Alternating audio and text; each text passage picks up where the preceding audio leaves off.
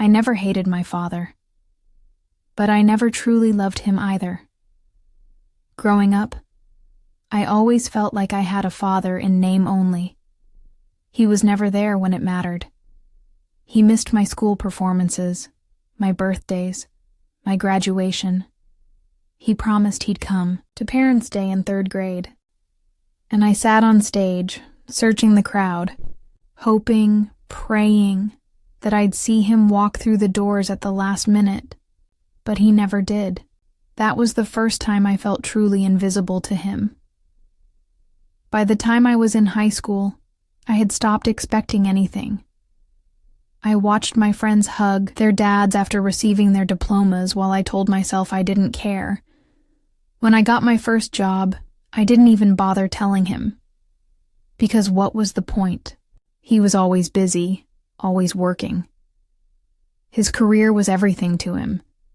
His company, his success, his reputation. That was what he loved. And I was just there.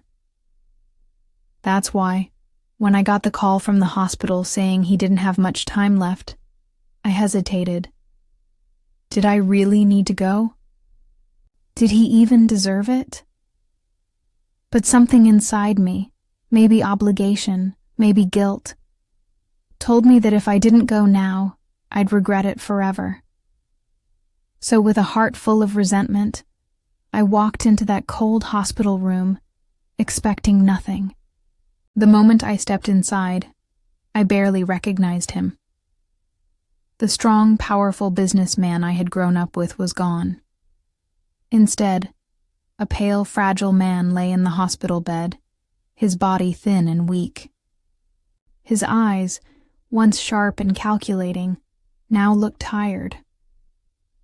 For the first time in my life, I saw my father as something other than a businessman. I saw him as human. His eyes flickered open, and when he saw me, a small smile crossed his lips. "You came," he whispered. I stood frozen, staring at him. I wanted to say something sharp, something bitter. Did you think I wouldn't? You were never there for me, so why should I be here for you? But the words caught in my throat, because no matter how much I wanted to hate him, seeing him like this, so weak, so close to the end, made all that anger feel small. I came, I said finally. His smile faltered and he looked away. I know I don't deserve it. I clenched my fists. You don't. Silence. Then he sighed. I regret a lot of things, but nothing more than missing out on you. I swallowed hard.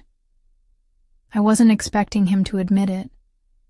I had prepared myself for excuses, for justifications. I was working for you. I was trying to give you a better life. But instead, he simply said, I'm sorry. And for the first time in my life, I saw something I never thought I'd see in my father. Regret. Real, raw regret. He coughed, his whole body shaking from the effort. I quickly grabbed a glass of water and helped him take a sip. You know, he murmured, I used to think work was everything. I thought if I just worked hard enough, if I built something big enough, that would be enough. I looked at him, waiting. But I was wrong, he admitted. Because now, at the end of it all, my business can't hold my hand. My success can't tell me they love me. And my money can't bring back the years I lost with you. Something inside me cracked. I had waited my whole life to hear those words. And now, when it was almost too late, he was saying them. I wiped at my eyes quickly. Why didn't you ever tell me that before? He exhaled shakily. Because I was a coward. A long silence stretched between us. Then, after a moment, he spoke again. I know you think I didn't care, he said softly. But the truth is everything I did for you. I frowned. What do you mean? His breathing was labored, but he continued. I wanted to give you a life I never had. When I was a kid, I watched my parents struggle to put food on the table.